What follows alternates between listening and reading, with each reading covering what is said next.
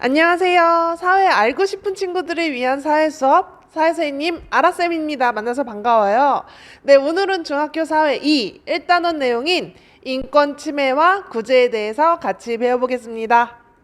네, 먼저 오늘 배울 개념인 인권 침해의 의미를 같이 확인해 볼게요. 네, 인권 침해란 뭐냐? 인권 침해란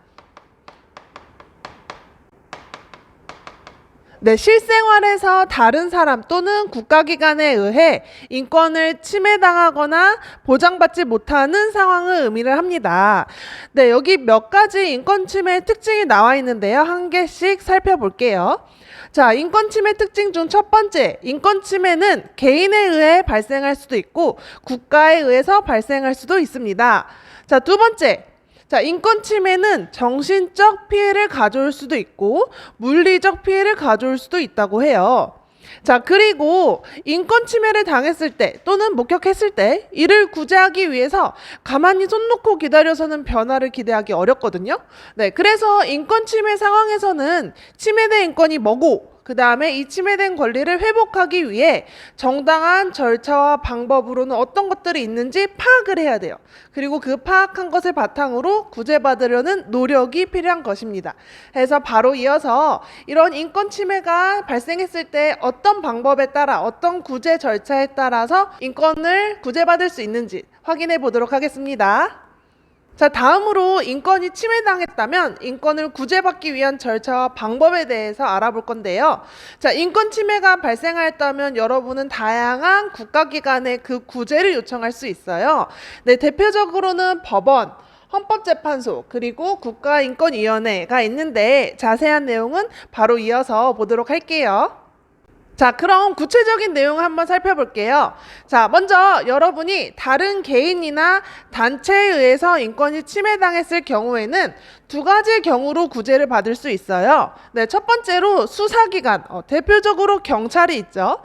수사기관에 고소를 하거나 또는 바로 여기 법원에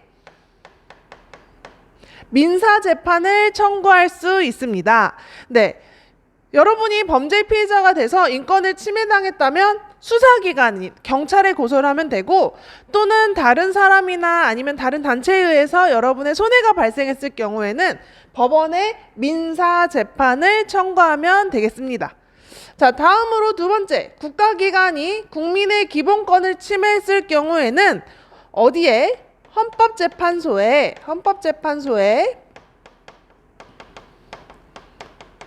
헌법소원을 청구하면 되는데요. 이 헌법소원은 뭐냐면 말 그대로 국가기관에 의해 국민의 기본권이 침해당했을 경우 그 구제를 청구할 수 있는 제도를 의미를 합니다. 네, 그래서 여러분 뭐 2단원 나가면 헌법재판소에 대해서 좀 더 자세히 배울 건데요. 거기에서도 바로 이 헌법소원 제도가 자세하게 다뤄지니 알고 있으면 좋겠습니다.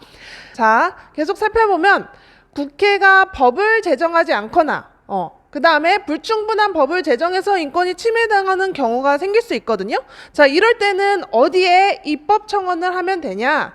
바로 국회에 입법 청원을 하면 됩니다. 우리나라는 법을 만드는 기관이 바로 국회거든요. 그래서 이 국회에 입법 청원을 하면 되는데 여기서 입법 청원이라는 것은 제대로 된 법을 만들어 주세요. 지금 법이 없으니까 새로 만들거나 기존에 있는 법이 불충분하니까 개인들의 인권을 보호할 수 있는 그런 법을 만들어 주세요 라고 요청하는 제도가 바로 입법 청원입니다.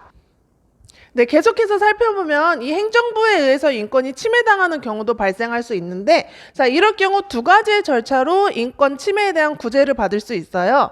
먼저 첫 번째, 행정기관에는 어떤 거를 청구하면 되냐면 행정심판을 청구하면 되겠습니다. 해당되는 기관에 나 인권 침해가 있었어. 이것을 구제해줘 라고 해당되는 행정기관에 행정심판을 청구할 수도 있고요. 또는 행정법원에 행정소송을 신청할 수도 있습니다. 여기서 행정법원은 뭐냐면요. 행정과 관련된 재판을 담당하는 법원이에요. 그래서 이 두 가지 절차로 행정부에 의한 인권 침해를 구제받을 수 있다라고 정리를 하시면 되겠고, 네, 그리고 모든 인권 침해 상황에서 인권 구제를 위해 다음과 같은 세 기관의 도움을 요청할 수도 있거든요. 네, 하나씩 살펴보면 먼저 국민권익위원회, 그리고 여러분 한 번쯤은 분명 들어봤을 거예요. 국가인권위원회. 왜 진정을 할 수 있는데, 여기서 진정이라는 건 뭐냐면 국가나 공공기관에 국민이 어떤 조치를 해달라고 요청하는 거거든요. 예를 들면 이 두 기관에는 어떤 것을 요청할 수 있을까요? 바로 네, 나 인권이 침해당했으니까 이 인권 침해당한 걸 구제하도록 좀 도와줘. 그리고 앞으로 또 이런 인권 침해가 발생하지 않도록 좀 시정 좀 해줘 라고 요청을 하는 거죠. 바로 이런 걸 진정이라고 합니다.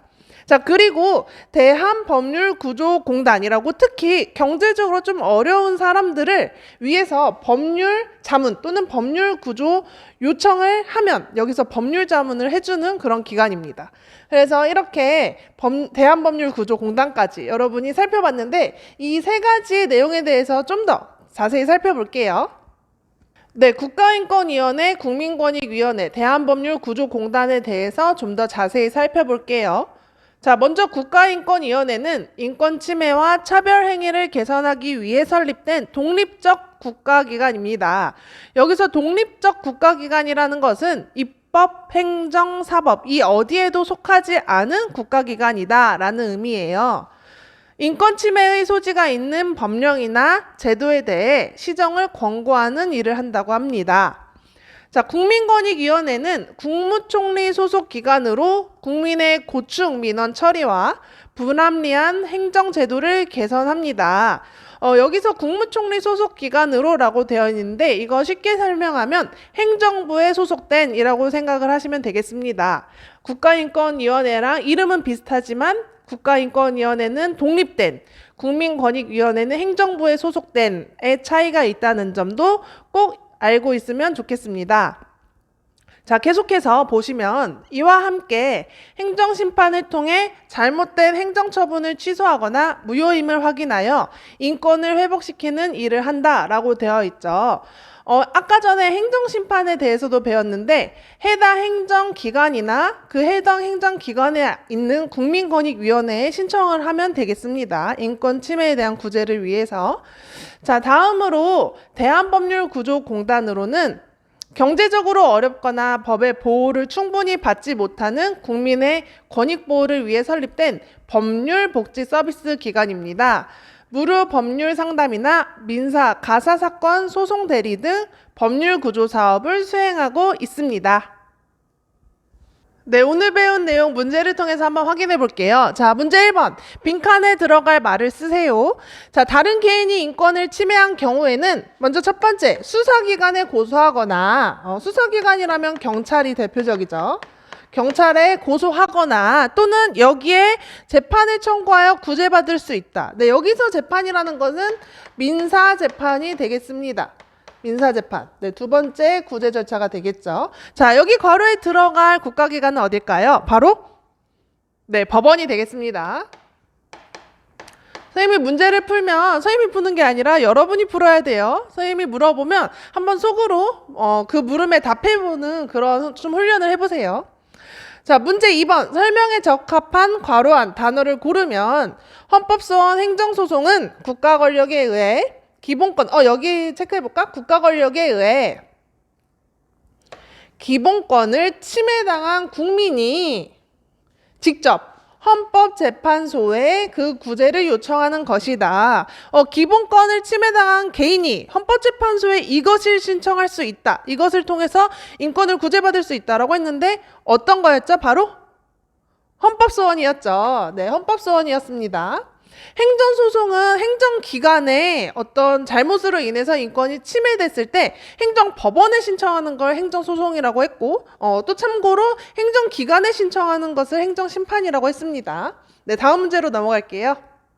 자, 문제 3번. 다음이 설명하는 국가기관으로 옳은 것은 자, 경제적으로 어렵거나 우리 방금 본 내용인 것 같아. 경제적으로 어렵거나 법의 보호를 충분히 받지 못하는 국민의 권익 보호를 위해 설립된 여기다. 법률복지 서비스 기관이다. 자, 무료 법률 상담, 민사 및 가사사건 소송 대리 등 법률 구조 사업을 수행하고 있다.